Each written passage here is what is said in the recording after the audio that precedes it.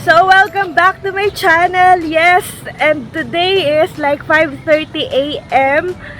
Yes, tirik na ang araw by 5:30 a.m. And eto, ewan ko ba kung anong ginagawa natin? Ba tayo gaganito eh?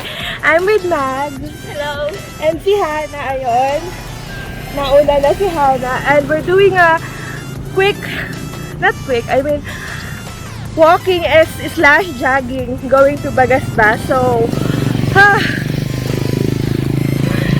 ayun. Puyat pa guys. So, I'll update you na lang later. So, join me as we jog from Daet, Centro to Bagasbas. Actually, nakaka 1.8. Tama ba? 1.8 na, no? Yeah, 1.8 na kami. Okay, so guys, I'll see you later. And if you're new here, don't forget to click like, share, comment, and subscribe to my channel. Daet Centro to Bagasbas Beach is 15.5 kilometers long and it will take you around 30 minutes to 1 hour depending on your pacing to finish it. As you can see, we started our walk here at the marketplace in Daet Centro. So come on guys, join us while we walk to Bagasbas Beach.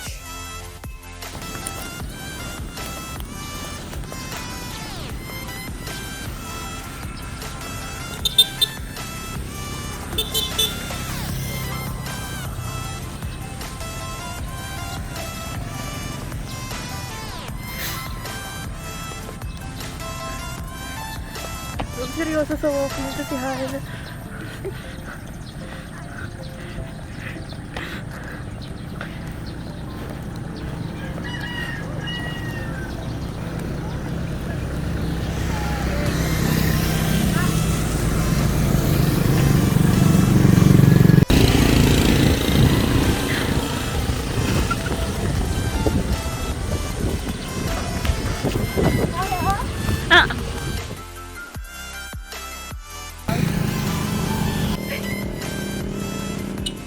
Yes.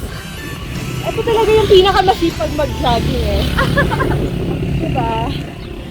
Kaya pa? Kaya pa. Ganda naman ng sunrise. Ano ba yun? Ito ba yung sun? Yeah, sunrise. Yeah. Ganda.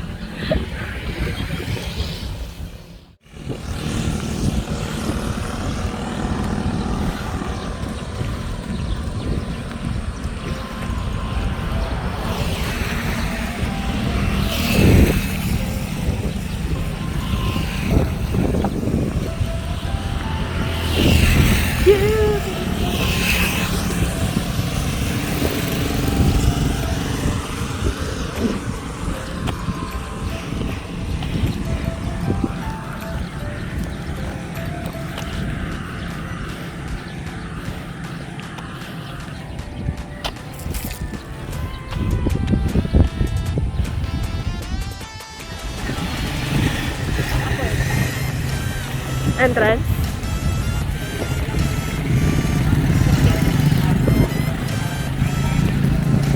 Actually, vlog niya to eh. Siya talaga yung ano eh. Jog with Hana.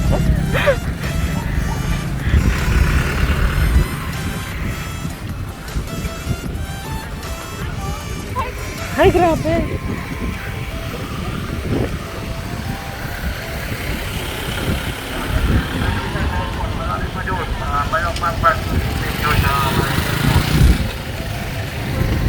Magpapark doon sa airport, malong pa doon.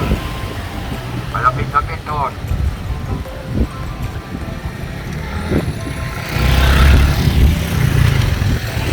Exercise tayo tuwing umaga.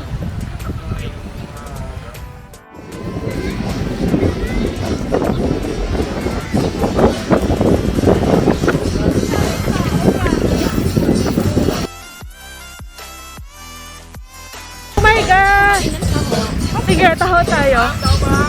Let's go. Speaking of that. Speaking of.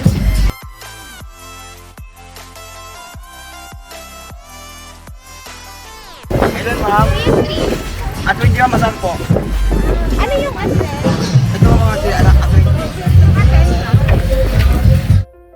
Finally, we're having taho after a long time and we got the 10 pesos per glass of taho. And yes, here it is. I'm gonna enjoy my taho here at the beach after a long run and walk. This video was done during Easter Sunday last April 4, 2021. That's why super daming tao sa beach. But don't worry guys, we did not stay there for safety purposes. Syempre, alam nyo na. Yeah, taho! Hello! Paano natin kakainin ng taho? Yeah! Yes, paano kakainin? May kumain na ng taho. Ayan. Huwag tayo dito. Masyadong maraming tao. Ayoko dito. Too many people. No. Hi guys! Good morning! Taho after run. Run talaga? Run? Walk. We chose to go to the part of the beach where there are less people because you know guys, in this moment, safety is the priority.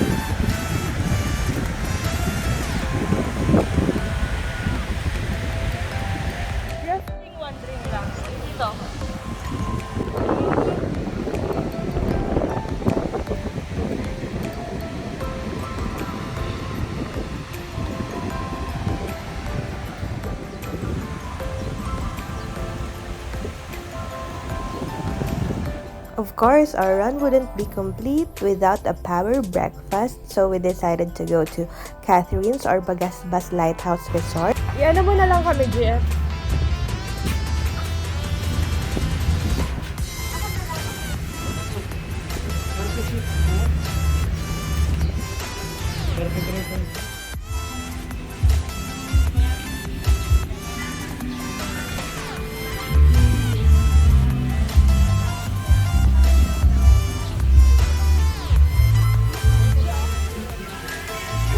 Yung sa tapat.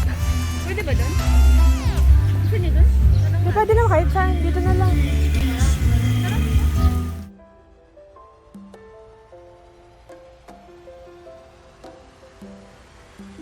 So, hindi pwede itong i-record kasi makaka-copyright ako. Medyo malakas kasi yung background music ng restaurant, that's why I opted to silent most of the part of this video. I ordered fresh mango shake just to freshen up after the run. So guys, I know hindi ko masyadong ma-review to, but it really tastes so good and refreshing, as in super fresh ng mango niya. And you should really try this whenever you're at Catherine's in Bagasbas Lighthouse, Daet, Camarines Norte. By the way, this is the poolside during daytime here at Catherine's because I'm only showing it here before in my night videos. Must have after walking. Kasi yung jogging mga 3 times lang. Mga 20 seconds. Charot! The music was so loud, so that's why most of this video was on silent mode, and eto na lang, voice over. And now we're going for breakfast. They had tocino with java rice while I ordered tinapa with java rice. So yes, super breakfast after the walk and run. Catherine is one of the well-recommended here in Bagasbas for breakfast and as a restaurant and resort. So yes, as you can see, we are enjoying our food. And I can't wait, sana guys, to have a video na hindi maririnig yung background music so that you can hear our reactions on eating and tasting.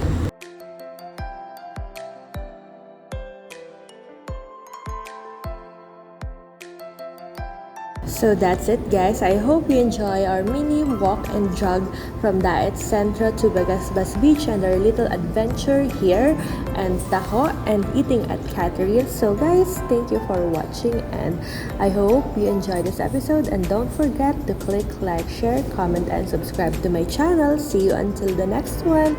Bye! Walking, tas kunwari kunwari lang. Nandito lang ako. Ah, talaga ba? Sige. Or susundan kita. Hindi, saka lang. Sige.